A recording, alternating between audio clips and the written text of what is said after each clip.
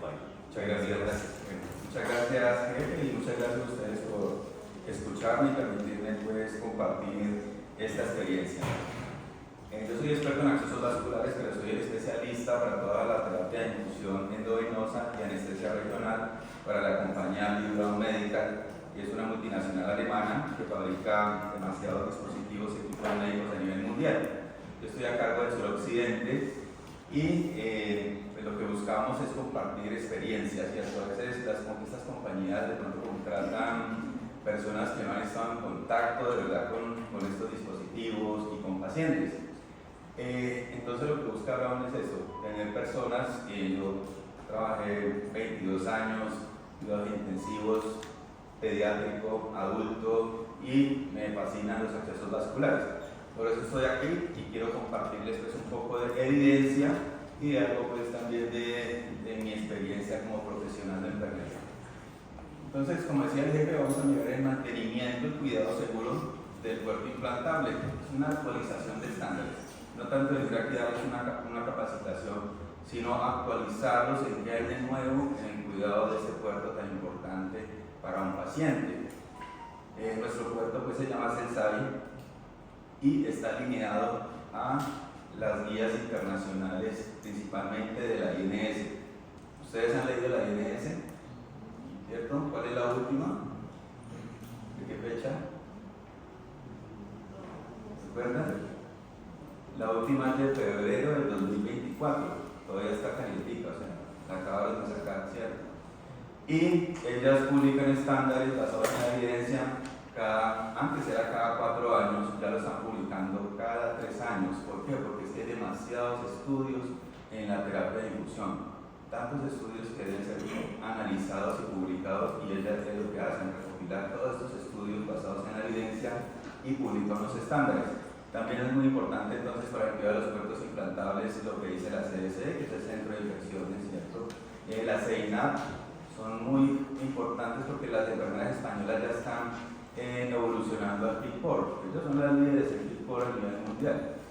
Y GABC también va atrás de ellas. GABC es la italiana, que es liderada por un médico, ¿cierto? Las otras son por enfermeras, pero este es un médico que también se enfoca mucho en lo que es la inserción y el cuidado de estos dispositivos, ¿vale? Pues primero tenemos que dejar de pensar así como esta enfermera, ¿cierto? Hay enfermeras que llevan muchos años y uno ve que las malas praxis es lo que más fácil aprenden las personas nuevas, lo malo, lo que no debo hacer, ¿cierto? Y uno ve una cantidad de malas praxis todavía en el 2024 que uno dice, Dios mío, ¿dónde aprendió esta persona? ¿Dónde le enseñaron? ¿Cierto? No tiene humanización, no tiene empatía por lo que está haciendo y más aún no tiene ética en lo que está haciendo en su trabajo. Entonces dicen así, aquí siempre se ha hecho así, así aprendí yo, así me lo enseñaron a mí, así lo he hecho por mucho tiempo. Las personas nunca van a cambiar y eso va a ver reflejado en eventos adversos en los pacientes. ¿Qué es un cuerpo implantable? Hay personas que piensan que el cuerpo implantable es un dispositivo X, ¿cierto? ¿No? Un cuerpo implantable es un catéter venoso central, ¿cierto? Que está implantado, pero es un catéter venoso central. Entonces, ¿qué protocolo yo debo usar para un catéter venoso central? El mismo que nos recomienda la CDC, no es el que yo me inventé, que he hecho por mucho tiempo, no. Es el que la CDC me está recomendando, el uso de máximas barreras. No es que yo me voy a poner solo unos guantes limpios y voy a ir a coger un puerto. No, ¿será que tú haces eso con un catéter central? Porque es que los protocolos a veces no los tenemos claros. Entonces hay que enseñarle al personal que va a estar cerca de este puerto que es un catéter central, que está conectado a un reservorio y que está bajo de la piel. Esa es la ventaja de este puerto, ¿cierto? Que la persona puede seguir su vida normal sin tener ninguna línea, ninguna extensión allí mientras no se esté usando el puerto. ¿Puedo ir a piscina? Claro, puedo ir a piscina, puede hacer su vida normal, con otro dispositivo no lo podría hacer, ¿cierto? Entonces hay unos mitos que todavía se siguen presentando en la terapia con puertos implantables, y el primero es que ¿quién porta el dispositivo? Pensamos que solo son los pacientes de oncología los que pueden tener un puerto, y no es así, ¿cierto? Hay muchos otros diagnósticos los cuales pueden tener un puerto implantable. ¿Quién puede habilitar el puerto? ¿no? Que solo la enfermera de oncología. Entonces llega el paciente a las 10 de la noche a urgencias, lo multifuncionan, porque la jefe de oncología obviamente no va a ir a las 10 de la noche a ir a canular un cuarto, y nadie en el servicio de urgencias sabe cómo hacerlo, les da susto. Entonces, ¿quién paga los platos rotos allí? El pobre paciente, ¿cierto? Porque nadie sabe. O no falta el compañero que es proactivo y se venga, yo le hago, y lo daña o lo infecta, ¿cierto? Entonces, tenemos que alcanzar las competencias, y eso es lo que estamos haciendo acá en este diplomado. Queremos alcanzar las competencias en la terapia de infusión de puertos implantables. ¿Y qué es una competencia? Me dice que es una competencia.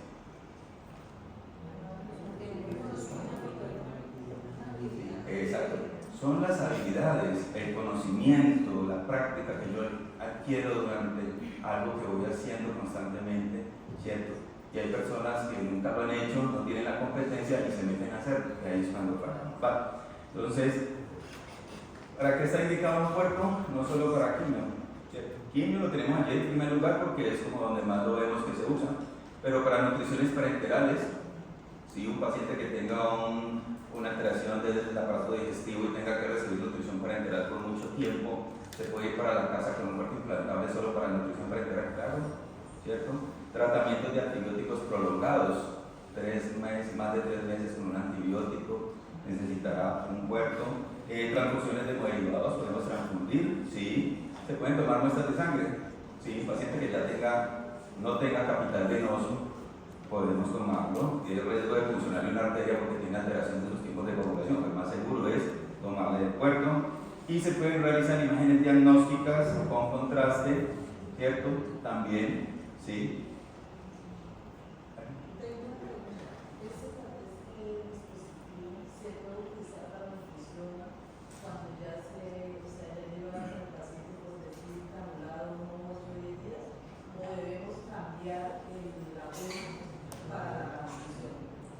Bueno, si la nutrición, recuerda que una nutrición parenteral debe administrarse sola. Nosotros no podemos combinar nutrición con el resto de medicamentos por el riesgo de un proceso infeccioso. Entonces, si ese puerto yo lo voy a usar para nutrición parenteral, quedó para nutrición parenteral. Yo no quiero decir, yo voy a poner quimio aquí con nutrición, no. Tendríamos entonces, lamentablemente, los puertos de 2 días no tenemos acá en Colombia todavía, pero existen puertos que tienen 2 vías, precisamente para eso, para que por una vía le coloques la nutrición y para la otra le puedas poner los medicamentos. Entonces ya tú como enfermera tienes que definir qué es la prioridad del paciente, o colocarle la nutrición o colocarle los medicamentos por el puerto, porque seguramente este paciente va a necesitar que ir a cirugía a que le coloquen, por ejemplo, un PIC, ¿cierto? Un PIC para la nutrición y un puerto para el medicamento. Una aguja de este tipo puede durar, aunque ese tema lo vamos a ver más adelante, no sé si de pronto nos quedamos sin tiempo, pero una aguja puede durar hasta 7 días, ¿cierto? Yo esa aguja la puedo cambiar, si está recibiendo nutrición parenteral, yo no tengo que cambiar la aguja todos los días. Imagínense usted funcionando todos los días el sitio para cambiarle la nutrición parenteral, no, la aguja la puede cambiar cada 7 días, o recuerde la CDC, si algo extraordinario ocurre, si hay fugas de sangre, ¿cierto? Si el apósito está húmedo, es lo mismo, el manejo es igualito que un catéter venoso central, ¿vale? Bueno, entonces, sigamos, ¿cuáles son las contraindicaciones relativas? Aquí se son relativas, porque no son absolutas, el paciente puede tener. Hay muchos lugares donde insertar el puerto, pero por ejemplo, si hay una sepsis, un proceso infeccioso, pues obviamente no vamos a andar colocando un catéter, ¿cierto? Y eso es un protocolo que está casi en todas las instituciones. Si tiene una herida o una quemadura en el lugar donde voy a insertar el puerto, no, pues debo buscar otro sitio donde colocarlo. Un paciente que esté recibiendo radioterapia y en ese lugar del tórax, pues me va a tocar buscar otro lugar, ¿cierto? No vamos a poder poner el puerto allí. O alteraciones de la coagulación, ¿cierto? Que tenga un problema de no sé, pero se puede transfundir el paciente, podemos hacerle una transfusión de crio, de plaquetas, y después a la media hora o 1 hora llevarlo al procedimiento.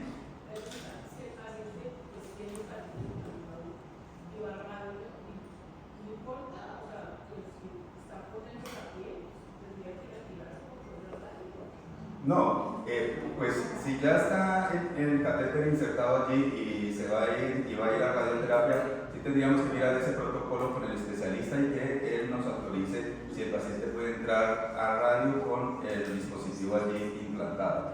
No es lo recomendable hacerle radioterapia en el lugar donde tiene un cuerpo. ¿Sí? Ya tendríamos que entrar en consenso con él o seguramente, no sé si él dice sí, de pronto el protocolo da para que resiste, estos son catéteres de titanio que son a veces resistentes a este tipo, pero no sé en la radioterapia si pueda presentar un calentamiento o algo que pueda generar pues alteración. ¿Quién termina con un cuerpo implantable? Pues para eso necesitamos un algoritmo y los algoritmos de Michigan se pueden adaptar a cualquier institución, no tiene que ser, no es una cadena de fuerza porque una institución no puede que no tenga PIC, y entonces ¿para qué tiene un algoritmo PIC si en la institución no tiene? ¿Cierto? Entonces los algoritmos se ajustan de acuerdo a cada institución que tenga pues catéteres periféricos, líneas medias, PIC, SIC o que tenga puertos implantables.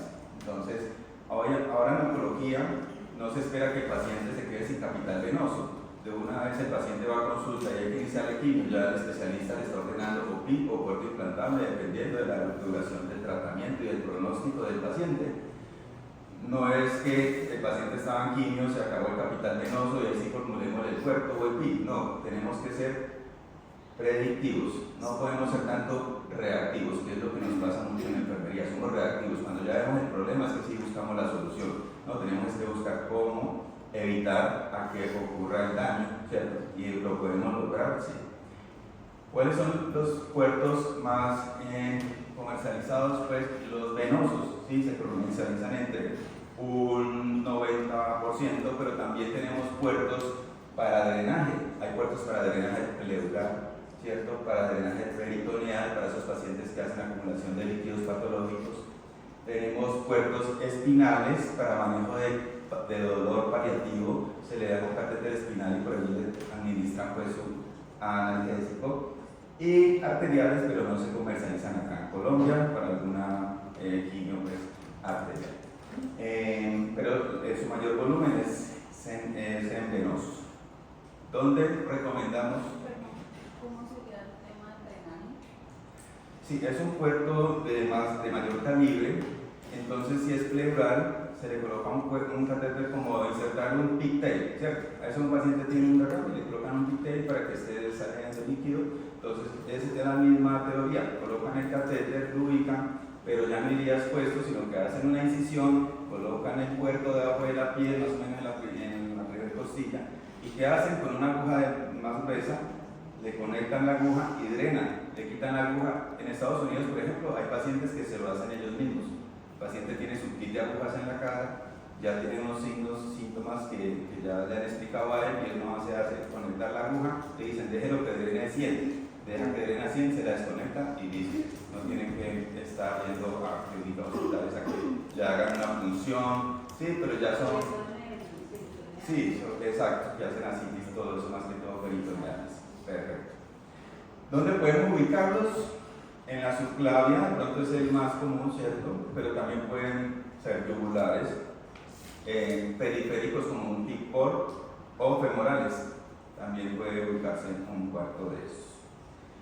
Y la posición de la punta del catéter es muy importante, así como conocemos siempre en todo tipo de dispositivo central. Para que un catéter quede central debe quedar en la unión cabo-atrial, ¿sí? Entonces, para eso tenemos posicionamiento de la punta mediante un SG intracavitario, ¿cierto? Este dispositivo se llama Certolin. Vamos a mostrarlo, es esta cajita que mediante una conexión muy sencilla, ahorita lo vamos a ver allí en el taller un poquito, que aquí yo tengo las cosas, pero el médico hace su técnica de punción Seldinger, avanza la guía, luego avanza la aguja pelada del Pillaway, a través de él pasa el catéter, ¿cierto? Sin retirar la guía, y la guía me va a enviar la información eléctrica, ¿cierto? De nuevo sinusal en la despolarización, que la onda P, el inicio de la despolarización del corazón, y me lo va a graficar en el EKG con aumento de la onda P, ¿cierto? Este es el sistema de posicionamiento. sociales, se llama Certodin y no necesita sino esta cajita y el monitor del paciente. Cuando el catéter está en la unión cavatrial, pues vamos a ver que la onda P se vuelve picuda y que tiene que hacer el especialista, ir retirando lentamente el catéter hasta que esa onda P vuelva a su morfología normal. Eso ya te indica que el catéter está vuelta en la unión cavatrial y ya hay estudios, hay demasiados estudios y es una técnica ya bastante, con bastante tiempo, ¿vale? Lo importante es que si un catéter no queda en la unión cavatrial, pues vamos a tener hay inconvenientes más adelante. Entonces, lo que quiero transmitirles es que no solo el cuidado de enfermería. Disculpa, José, si por algún motivo se desplaza adecuadamente ubicado como no, ¿cuál sería la complicación?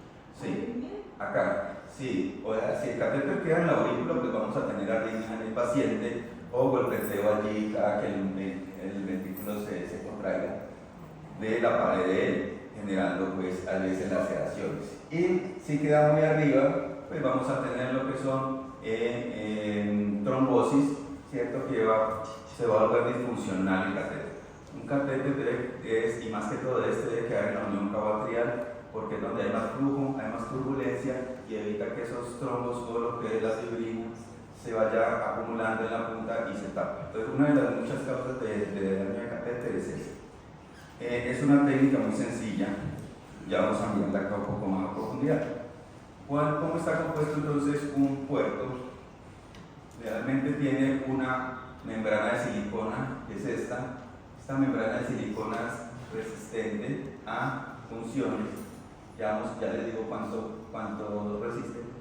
Tiene un revestimiento, ¿cierto? Que es un material que se llama epoxi, es un material que es biocompatible, que al ser biocompatible pues va a durar bastante tiempo, que es lo que queremos, ¿cierto? Queremos que un puerto no dure un mes, que dure años, y eso lo hace esta resina. La parte interna es la cámara de titanio, es una cámara resistente, liviana, y pues puede ingresar a resonancias magnéticas perdón, que cumplan un campo magnético de 1.5 a 3 teslas, que es básicamente lo que se usa en resonancia, y resisten 325 psi. Es por eso, en la parte de atrás de los catéteres que son resistentes a resonancia magnética siempre van a encontrar la letra CT, y en todos los dispositivos, si usted mira un PIC debe decir CT, si tiene una aguja que resista resonancia dice CT, o sea, todo es una nomenclatura que quiere decir tomografía computarizada. Y viene con una cánula de salida donde va acoplado el catéter, un anillo de sujeción que es largo para que este catéter esté fijo y el catéter. Entonces, esas son las partes que están dentro del paciente y componen un puerto. ¿Cuánto puede durar un puerto? El puerto dura dependiendo de los accesos que yo tenga a él, de las inserciones de las agujas. Un puerto pequeño pediátrico puede durar entre 1500 funciones y un puerto de adulto puede durar 3000 funciones. ¿Pero el puerto lo funcionamos todos los días? No. ¿Cuántos son 3000 funciones en 365 días? Como 8 años. Entonces, y usted el puerto no lo funciona todos los días. Un puerto puede durar mucho tiempo. Pero ¿por qué no duran tanto? Debe ser por la inserción, porque el especialista no es curioso en colocarlo, o el cuidado de enfermería. Esos son los dos factores importantes y es lo que vamos a mirar ahora. Para insertar una aguja debe hacerse en forma recta, no diagonal. Mire lo que pasa aquí con esta aguja que insertaron diagonal. Tienes que recoger más silicona, ¿cierto? Va a ser más duro el acceso a esa cámara. Si le hacen demasiada fuerza, mira, le dobla la punta a la aguja porque las agujas son especiales. ¿Y qué medidas hay en un puerto? Por ejemplo, en la marca de nosotros tenemos puertos grandes, medianos y pequeños, ¿cierto? Y también tienen estas referencias, CELSA y epoxi, que son los que no tienen SG, o sea, no tienen el cable para el posicionamiento, y los que tienen SG, que son para posicionamientos. Y estas son las cámaras. ¿Cómo viene un kit de un puerto implantable? Pues la mayoría trae un tunelizador, tiene un fill and way, tiene su jeringa, su aguja para la inserción con técnica Seldinger y Seldinger modificada, una aguja para habilitar, una guía, un levantador de vena por si hay que hacer una venodisección, y una agujita para probarlo. Viene el catéter, dos sujetadores de catéter para que no, pues si le cae uno al médico, pues tenga ahí el de reserva, el catéter y el SG. Eso es lo que compone. Entonces vamos a ver rápidamente acá un video de cómo es la inserción de un dispositivo de esto, ¿vale?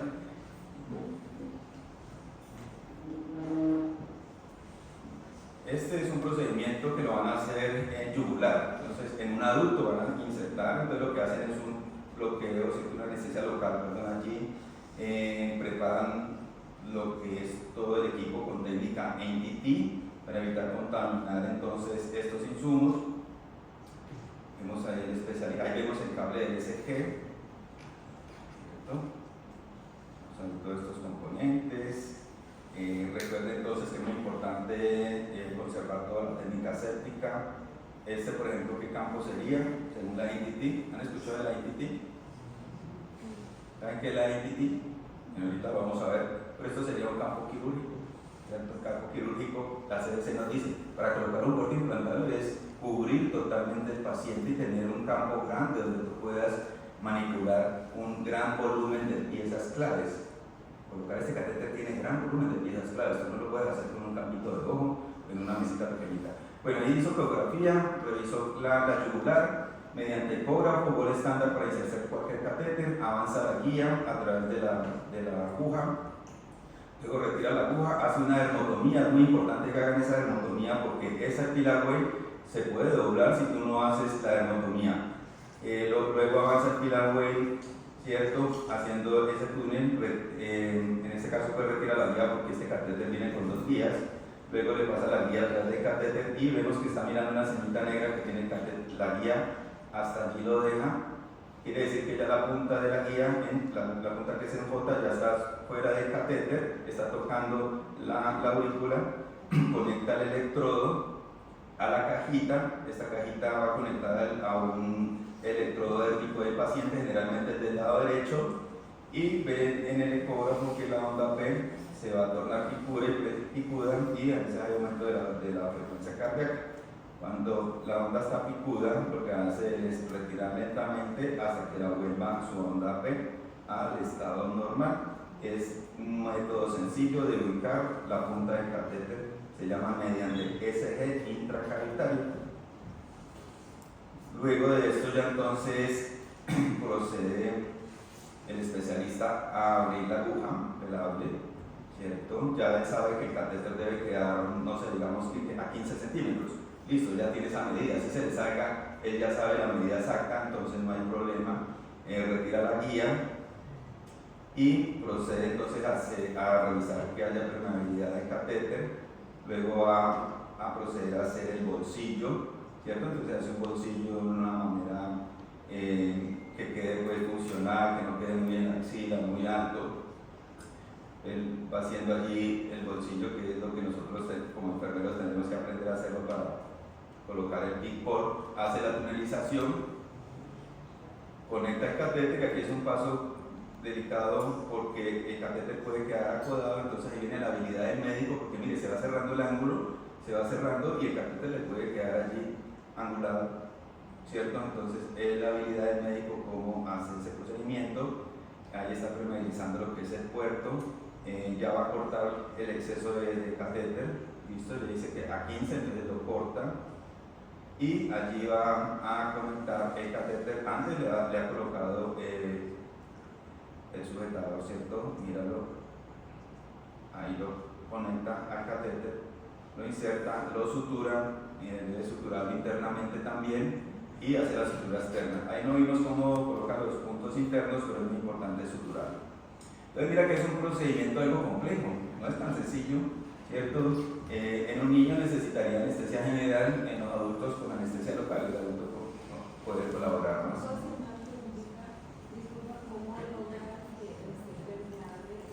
Por decir que algo, la preguntita la cae. En los malucas se solamente el trayecto de malucas. Acá. Sí, aquí vamos a mirar más adelante cómo es el proceso de mantenimiento, cómo es el sello que se le hace, se llama sello, pero ya yo les cuento sobre eso. ¿Cuáles son las complicaciones que puede tener entonces la inserción de este dispositivo? Las tempranas son neumotoras, como todo catéter central, acodamientos, vemos aquí, mire cómo se acodó, vieron que es una parte clave allí en la inserción del catéter. Mire, este doctor, por ejemplo, no era curioso, lo dejó acodado, Los suturos lo mandaron a piso y después que le hicieron la placa se dieron cuenta que el catéter no funcionaba porque quedó acodado. Olvido de la guía en caso de que los catéteres traigan 2 guías como en el video que acabamos de ver. ¿Cierto? A mí me pasó en mi vida en profesional, me llegó un niño a la UCI, yo fui a conectarle los equipos y tenía la guía ahí adentro y era un catéter central. ¿Qué pasó acá? Le tomamos la radiografía y estaba ahí una puntita. Afortunadamente con una pinza alcanzamos a sacar la guía, pero ¿por qué se le olvidó la guía al cirujano? Y la pregunta, ¿qué estaba pensando el cirujano para dejar esa guía dentro de un catéter? Puede pasar, y me pasó.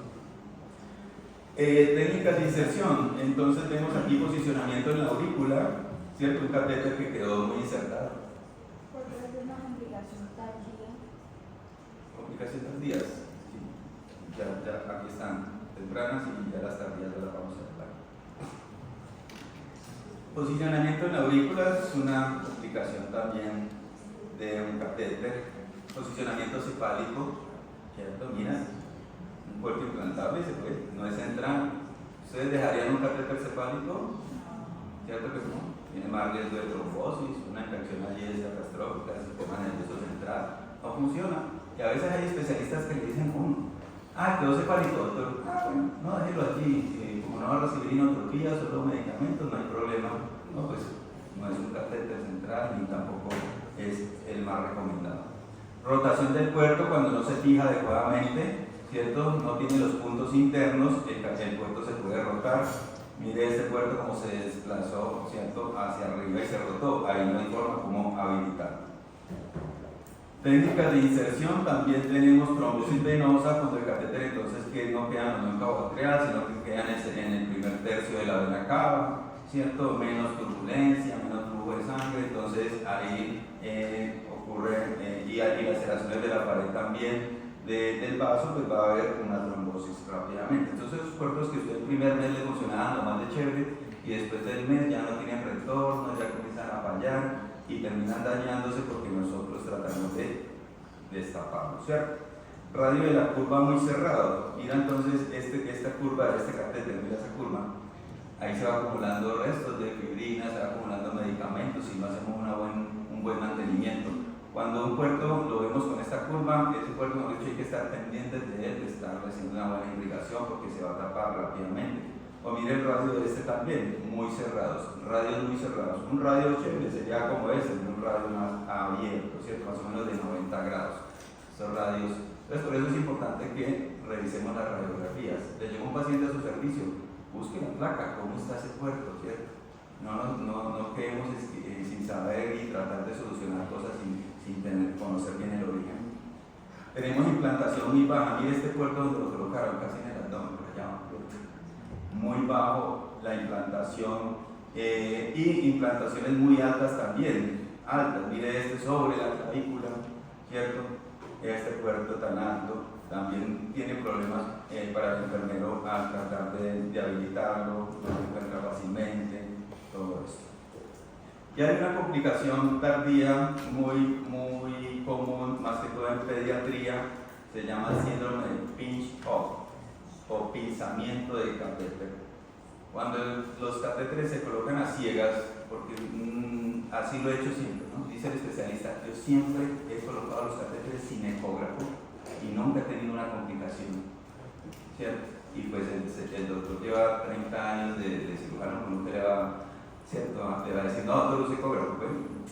Entonces, ese catéter queda muy pegado a la clavícula y a la primera costilla, y generalmente en los niños, ¿por qué? Porque el niño no se está quieto, el niño se mueve, levanta las manos, hace todos estos movimientos todo el tiempo y lo que va haciendo es como cizallando el catéter, lo parte y luego ese catéter se le desprende y hay que ya hacerle un procedimiento adicional. Le toca ir a buscar al de hemodinamia para que le saque ese pedazo de catéter que anda flotando por allá en la pulmonar, ¿cierto?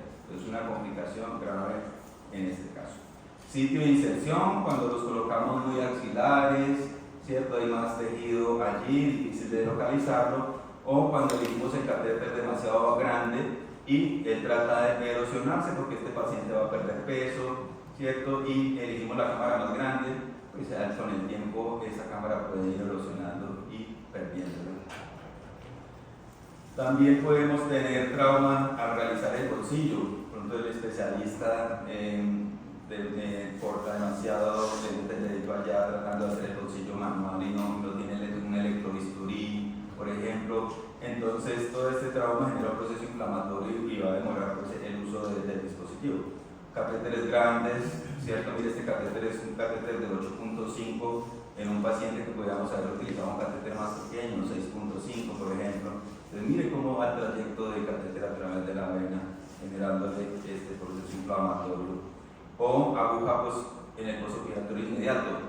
Sí, la aguja, el catéter se puede, después de que usted confirme la posición y que todo está bien, lo puedes usar ya sí, pero generalmente los cuerpos implantables no se colocan por urgencia. Si es una urgencia, tienes que colocarles un sí, ¿cierto? Porque el paciente necesita una urgencia. Pero si es un puerto, es algo que podemos programar, ¿cierto? Y hay que dejar que esa piel recupere. Entonces, colocarle una aguja a un niño que no va a usar el puerto y que salga de cirugía ya con la aguja, si no lo va a usar, pues no es necesario, ¿cierto?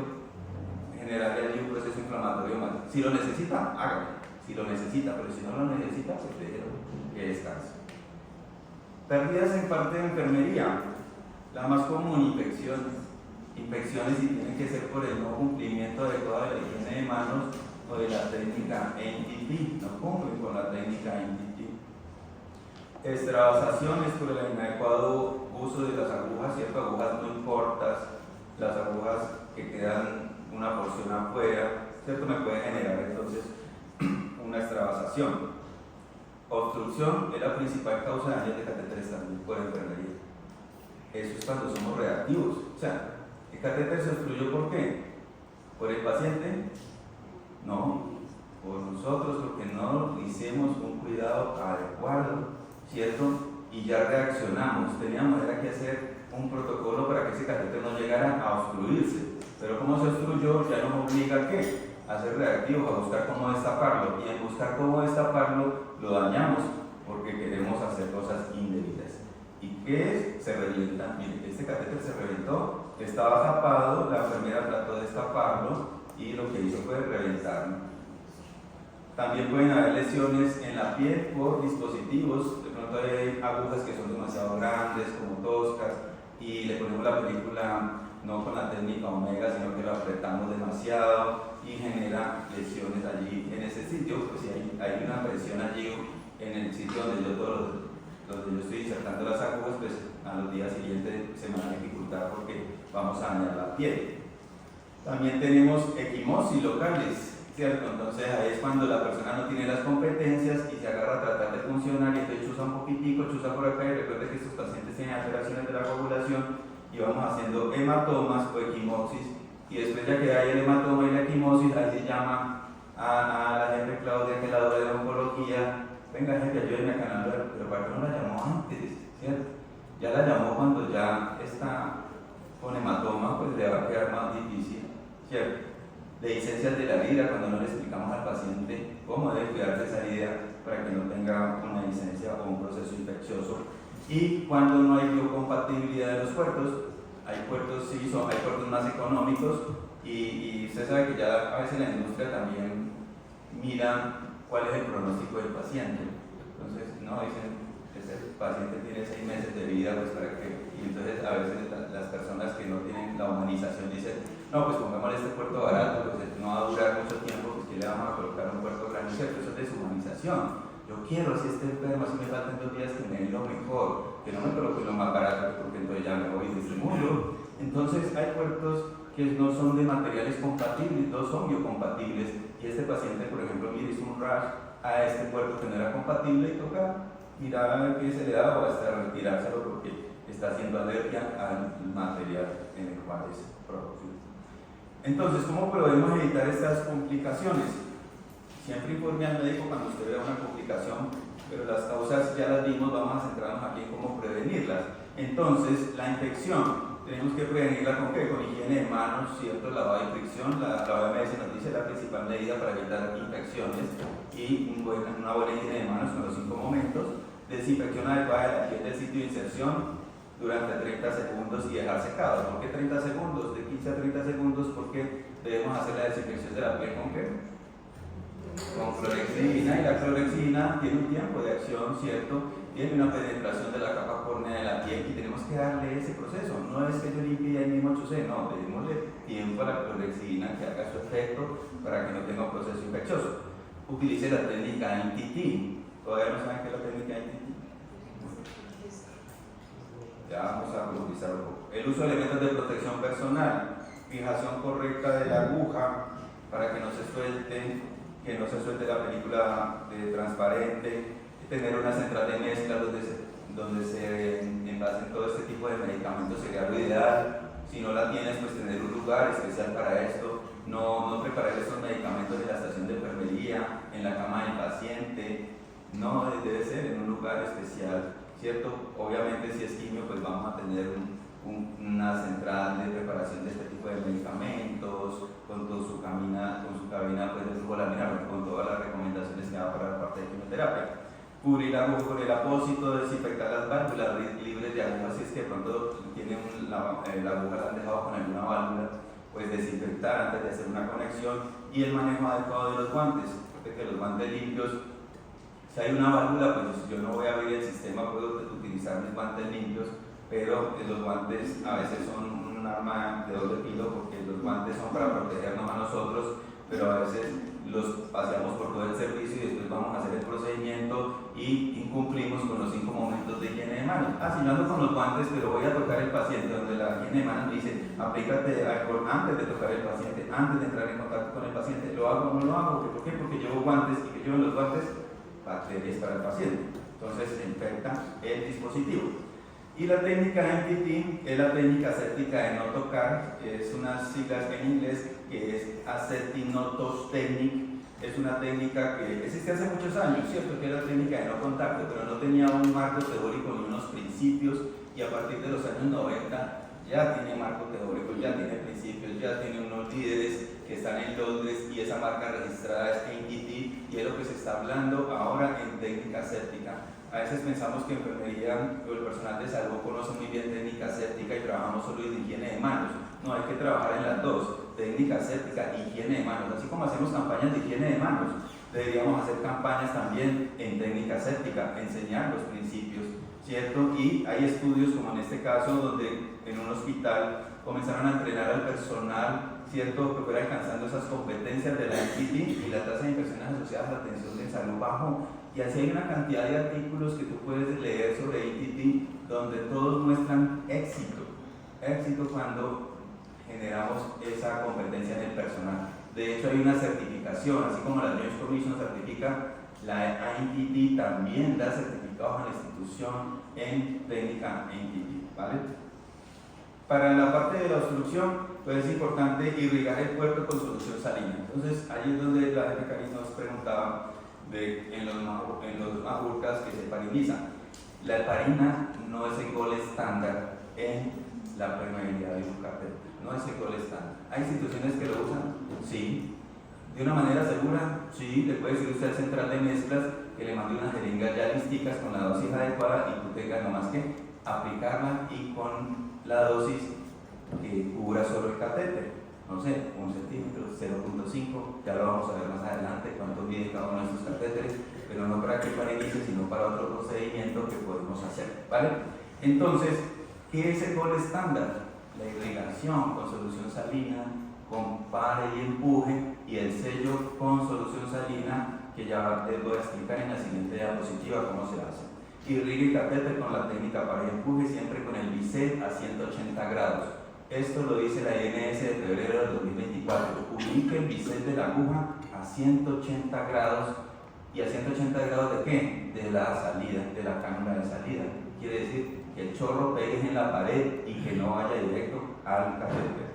Evite combinar medicamentos, lo que hablábamos de la nutrición parenteral. Si tú tienes nutrición parenteral, sabemos que hay interacciones de medicamentos y generalmente uno no debe mezclar medicamentos con nutriciones parenterales. Entonces, eviten mezclar medicamentos en un cuerpo implantable, que lo voy a poner quimio, que por aquí lo voy a poner, no sé, algo para el emesis. No mezcles medicamentos porque el riesgo de evolución es alto. Solicite radiografía para verificar la posición. Si usted tiene dudas del catéter, cambie la posición del paciente y mantenga catéter de 1 a 2 meses si no lo está usando. No es que el paciente se fue y son 6 meses y no volvió, no. La recomendación es de 1, máximo 2, pues si es que el paciente vive en una finca muy lejos, pero hay que hacerle mantenimiento a este puerto para que esté funcionando, ¿cierto? Yo he tenido pacientes que el puerto lo han tenido 10 años han tenido el puerto, ¿sí? No se lo retiran y ellos no quieren que se lo quiten, dicen, no, déjenmelo ahí porque no sé en qué momento me enfermo otra vez y me tienen que volver a colocar, ahí tengo mi catéter. Si por ejemplo, si la persona lo tiene y no se olvida el catéter porque, por ejemplo, ya terminó su tratamiento y decide no quiero retirar, ¿qué pasaría ahí? O sea, el catéter, si lo vuelven a usar, qué sé yo, en 5 años, ¿se perdería?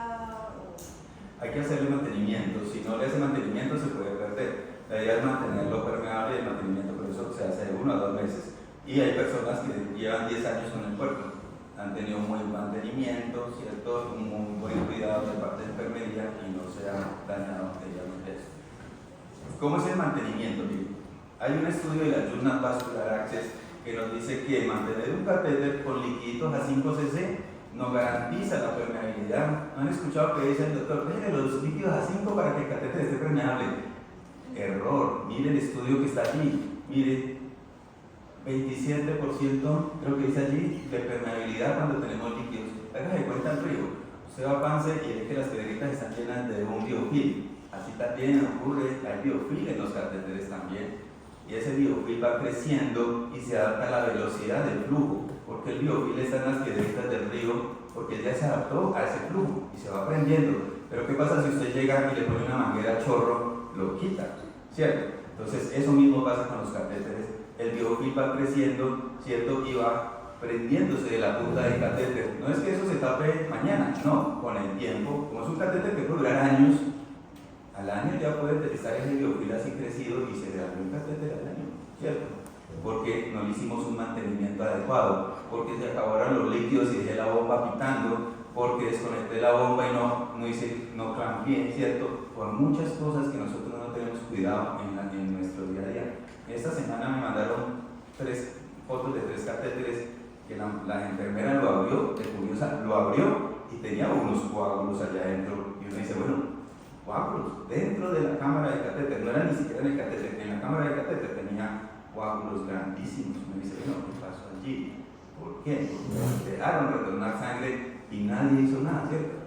Se volvió la sangre y todo el mundo callado, se ve el catéter. Imagínense ese niño tener que ser sometido a otra cirugía. Entonces, miren, la INS nos dice la punta de catéter a 180 grados y es esto, sencillo.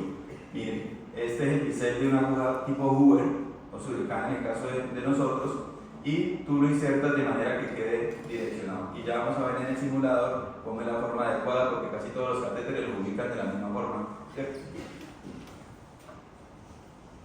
Este es un puerto y los puertos todos quedan así, con la cánula de salida hacia arriba. Usted nunca va a encontrar un puerto con la cánula de salida hacia abajo. ¿Por qué? Porque es que la vena no va hacia abajo, ¿cierto?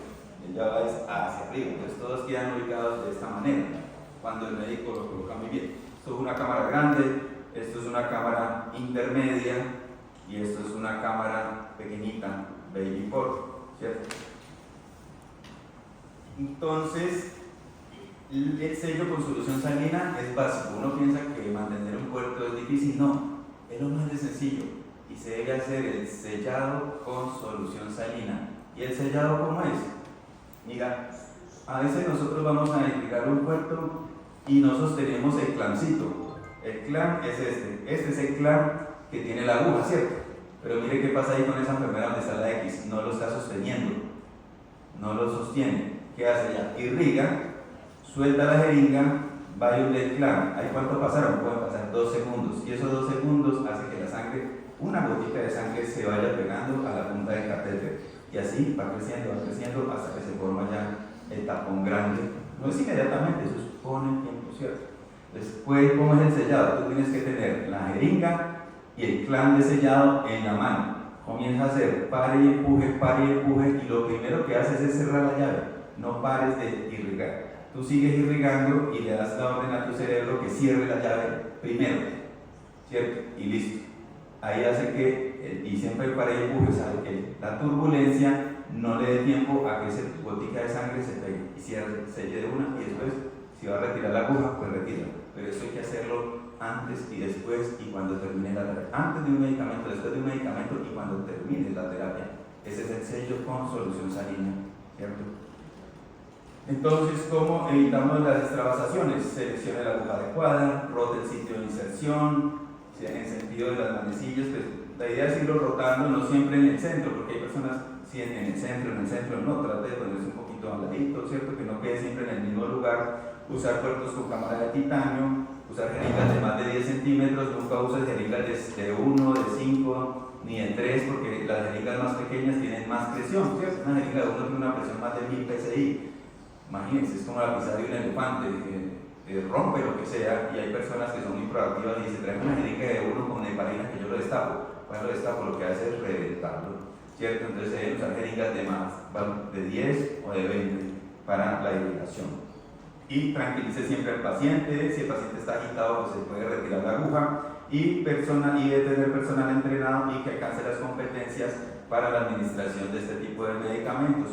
Cuando no tiene las competencias, mire lo que pasa. Esto es una extravasación de Cristina, a una paciente que estaba recibiendo quimio y no perdió el seno por el cáncer, sino por una mala práctica de la enfermera. Mire, ya terminó con terapia enterostomal, cirugía plástica, por una quemadura de un medicamento vesicante, ¿cierto? Los medicamentos irritantes son los que generan enrojecimiento, como vemos acá.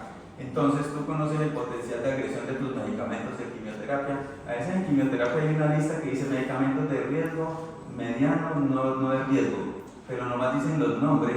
Pero ¿por qué ese medicamento que dice riesgo está allí? Es por el potencial de agresión del medicamento. ¿Y cómo mido yo el potencial de agresión del medicamento? Con el pH y la osmolaridad. Usted tiene que tener en su servicio esa lista de medicamentos peligrosos, pero mire, porque mediante el pH sea más ácido, es donde usted tiene que ponerle más cuidado a ese medicamento. Tienes que cuidar a ese paciente. Los pHs extremos, los medicamentos que están en pH entre 5 y 9 son medicamentos irritantes que generalmente no van a generar una quemadura, van a generar un enrojecimiento en el paciente, pero lo que se sabe de ese rango, menos de 5, más de 9, son los medicamentos más peligrosos. Por ejemplo, la vincristina tiene un pH de 3.5, es un medicamento vesicante, ¿cierto? Que necesitaría, si lo voy a colocar, no sé, pero si alguien lo pone periférico, necesita una vena grande, un catéter pequeño, que haya hemodilución mientras le solucionan al paciente una vía central, porque es un riesgo colocar un tipo de medicamentos de estos.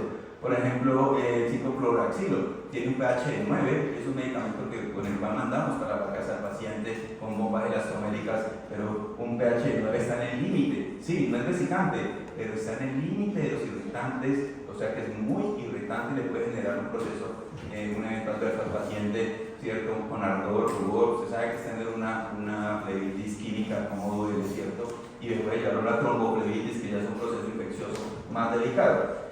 En cuanto a la parte de la osmolaridad, ¿cierto? Entonces también tenemos la osmolaridad permitida, digamos, para una vena periférica son 600 en un medicamento, pero para nutriciones parenterales ya aumenta a 800. Ya si se pasa de 800, pues vamos a necesitar un catéter venoso central. Esto fue de las guías de la INS, es lo que nos recomienda. Y lo que son los medios de contraste. Los medios de contraste son hiperosmolares, por eso deben administrarse con una vena de grueso calibre, que haya buena hemodilución y que el dispositivo resista pues las presiones del inyector. Pero ¿qué pasa si hay una extravasación?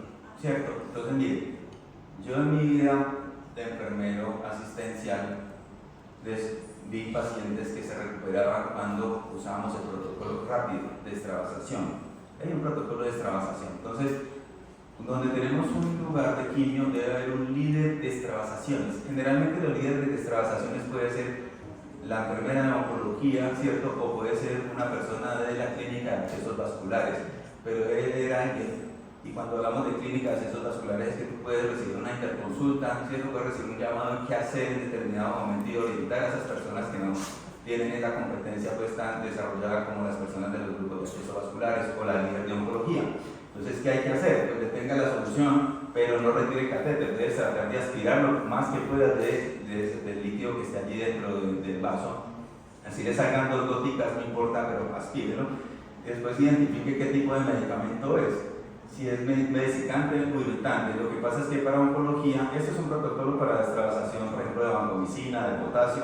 ¿cierto? Pero oncología vemos que tiene tiene un antídoto, tiene un algoritmo diferente y el manejo de las extravasaciones de oncología son más complejas que cuando vamos a manejar una extravasación de potasio, porque hay unos medicamentos a los cuales yo le puedo colocar frío y hay otros que le debo colocar calor. Si yo le coloco frío al que no era, voy a potencializar el daño y el daño va a ser peor, ¿cierto? Entonces no podemos ser proactivos sino conocer, así pues, proactivos sin conocimiento, sino tener las bases científicas de por qué yo debo usar calor, ¿cierto?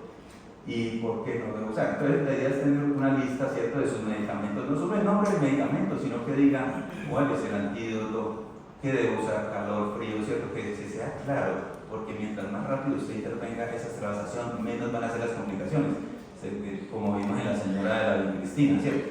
Entonces, esto es muy importante. Hay algo que se llama el sello con antibiótico, ¿cierto? Que lo hacemos mucho en catéteres centrales, y yo he visto muchos puertos implantables que lo retiran porque está colonizado, pero no, la literatura nos habla, hay mucha literatura y muchos artículos que nos hablan del sello con antibiótico. Entonces, ¿usted qué necesita saber? Las medidas. Ya el infectólogo que elija el antibiótico dependiendo al germen que haya encontrado, ¿cierto? Usted nomás, sus medidas, listo. Miren, entonces un puerto grande, de los que les mostré de la cámara grande, tiene el puerto, la parte interna, pues tiene un volumen de 0.5, el catéter generalmente los 16 milímetros puede tener 0.7 milímetros y la agujita se purga con 0.2. Entonces, para un sello en un puerto adulto necesitarías apenas 1.4 mililitros de antibiótico, y eso garantiza que queda en la cámara y en el catéter, porque la idea no es que le pase el antibiótico al torrente sanguíneo al paciente, no, que quede allí 24 horas y después usted retira ese medicamento, no es que lo va a lavar, lo retiras, listo, y verifican otra vez con cultivos a ver si el catéter ya bajó su carga de colonización, porque el paciente está colonizado, pero el paciente no está sintomático, no hay perfil inflamatorio, ¿cierto?, alterado. Entonces, ¿para qué va a retirar el catéter? Pero si es que el catéter está positivo y el paciente tiene signos ciertos clínicos de sepsis, pues obviamente no vamos a andar haciendo sellos, no, pues toca retirar el catéter, ¿cierto? Un intermedio se purga con 0.95 y el Dayvipor, que es el más pequeñito, con 0.65, son dosis pequeñitas de antibiótico para realizar ese sello. Bien, y ya para terminar, las agujas Surecan, las agujas son agujas tipo Hoover. Ese es el nombre genérico de un tipo de agujas porque el bisel es diferente. El bisel no es parecido a nada a una aguja normal. Durante la pandemia que había escasez de agujas, por ahí habían unos enfermeros muy proactivos también y doblaban estas agujas como si fueran, ¿cierto? Pues había que poner el medicamento al paciente como bueno, pero dañaban el cuerpo. Miren, eso hace efectos de sacabocados y van dañando la silicona. Esta es una aguja muy especial, es una aguja que es pulida con microesferas de vidrio, lo que hace que ella se deslice sin hacer corte en la silicona. Por eso los puertos duran tanto tiempo, 8 años, 3.000 funciones.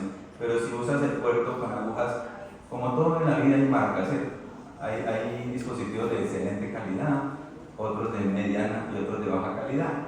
Entonces, cuando tú usas un dispositivo de baja calidad a menor precio, obviamente puede costar el 50% menos que una aguja de estas pulidas con vidrio, pero ¿cuál va a ser la consecuencia? Pues se va a dañar más rápido el puerto y el paciente es el que va a sufrir la vida. Entonces, estas agujas tenemos de dos medidas, de 22 gauss, ¿cierto? Y 20 gauss. Las 22 gauss pues, es con lo mismo como un catéter periférico, mientras más alto el número, pues más delgadita va a ser. Y esta sería ideal para pediátricos, catéteres Dayvipor, y el 20 gauss para adultos. Tienen un flujo de 10 a 13 mililitros por minuto y tienen caudales de 2 mililitros por segundo para hacer una resonancia que no requiera de colocar demasiado inyector, pues la velocidad del inyector. Las 20 tienen flujos de 15 a 22 mililitros por minuto y caudales en algunos puertos hasta de 6, pero pueden manejar un límite más o menos de 5 mililitros por segundo, que es casi lo que normalmente se hace para angiotar, ¿cierto? Y hay medidas de 20 por 15, 20 por 20, 20 por 25, y son agujas que duran 7 días, ¿cierto? Según los protocolos internacionales también de la CDC, mejor posición con las alitas, resisten presiones de 325 también, resisten resonancia magnética sí, identifica el diámetro de la aguja aquí en el crancito y tiene bisel pues, especial tipo V. Pero también hay agujas de seguridad ¿cierto? Tenemos agujas que cuando tú lo retiras del paciente, se baja esta plataforma y se protege el bisel para evitar pulsiones accidentales del personal, ya que esas agujitas uno tiene que cogerlas, como te digo, como una culebrita de la cabecita, porque si la coges de la cola, ellas se enroscan y te puede chuzar en cualquier momento, ¿vale? También son resistentes. Entonces, ¿cuáles son las recomendaciones seguras? Según las recomendaciones de estas guías, primero es que elijas la aguja adecuada en el paciente, es básico. La primera persona que va a habilitar el puerto es la que le toca más difícil porque ella tiene que adivinar cuál es la aguja, ¿cierto? Pero muy fácil, tú tienes el perfil de los puertos y creo que se me olvidó explicarles acá los perfiles. Miren, un perfil de este puerto adulto es de 12, ¿cierto? Es la altura del puerto. Entonces usted ya con un puerto adulto ya tiene 12 milímetros asegurados, luego ya tienes que calcular el grosor de la piel para elegir el tamaño de la aguja. Una aguja normal casi para todos los pacientes de 15, ¿cierto? A veces ya si son más jovencitos, la de 20 de longitud, pero es la forma básica. Si usted escogió una de 20 y le quedó muy larga, pues en la entrega de turno, en las notas de enfermería, diga por favor, para la próxima pídale una de 15, porque si no viene el compañero y dice, ¿qué fue lo que le pidió mi compañera la última vez? 20 y vuelve y pide la de 20 y vuelve y le queda afuera, ¿no? Entonces la comunicación allí también muy importante. La higiene de manos, como todo, la preparación de la piel, la técnica NTT y los estándares de preparación de los medicamentos. Este es un protocolo en la diagrama puesta la habilitación de un puerto, pero cada institución tiene su protocolo, pero es lo que recomiendan las guías, ¿cierto? El paso a paso para habilitar un puerto. Y lo importante es que antes de ahí tú colocas la aguja y antes de pasarle algo, primero tienes que aspirar, ¿cierto? Tienes que revisar antes de ir a pasarle salina. Lo primero es que aspiras. A veces no hay retorno de sangre, pues ahí sí te toca que hacer la técnica para el empuje para tratar de permeabilizarlo, pero lo primero que hay que hacer es aspirar, ¿vale? Y utilizar las máximas barreras. Hay instituciones que sí se ponen de todo, gorro, gafas, tapabocas, pues ellos están cumpliendo con lo que dice la CDC, pero entonces dependiendo de la evidencia que yo tenga en mi institución, si yo en mi institución manejo una buena técnica en NTT, protejo todas estas partes claves, pues no voy a necesitar a veces de ponerme todo este tipo de cosas, pero es como yo vaya viendo. Si hay infección y no uso máximas barreras, pues tengo que empezar a decir entonces que me falta una de estas barreras para hacerlo, ¿vale? Bueno, entonces la reflexión, niños, y en esta actualización de los puertos es que cuidemos ese puerto a ese paciente, ¿cierto? Mire todo lo que tiene que pasar un paciente por oncología, ¿cierto? Ahorita hablamos de la navegación, por ejemplo, para que le autoricen un puerto a un paciente puede pasar un poco de tiempo. Hay médicos que ni siquiera lo formulan porque dice que se demoran más autorizándole la implantación de un puerto que colocarle un PIC. Entonces, ¿qué es lo más fácil? Pues le mando un PIC, que eso es rápido, lo ponen acá. Pero, ¿cierto? Mire la calidad de vida del paciente que le puede dar un puerto implantable, ¿cierto? Que usted le dice a la mamá de ese niño, mire, le vamos a colocar un dispositivo y ya ese niño no va a volver a tener manchuzones, va a poder ir a piscinas o le va a durar 5 años, y a los 3 meses usted le dice a la mamá, tenemos que quitarle el puerto, y usted le dijo que eso durara 5 y después la mamá, ¿cómo así? 5 y ahora 3, pero ¿cómo así? Y ahora mi niño otra vez para la cirugía, otra vez a funciones, él ya no quiere volver a que lo chusen. Entonces, no es un valor económico, sino ese valor, ¿cierto?, humano que tiene ese dispositivo para un paciente de oncología, ¿cierto? Esto es algo de la bibliografía de este tema, ¿sí? De las principales organizaciones. Nosotros tenemos una academia Áspula. La academia Áspula es una academia internacional de Brown, el cual está alineado con todas estas actualizaciones y estándares. Participan en los principales congresos, por ejemplo el congreso de Bocova, que es el Congreso Internacional de Accesos Vasculares, que se hace cada 2 años. El próximo es en España, el del 2026, y donde Brown participa también, ¿vale? Entonces, muchas gracias. Si me ayudan con este QR para ayudar a la compañía, si tienen alguna otra pregunta, o vamos a pasar después del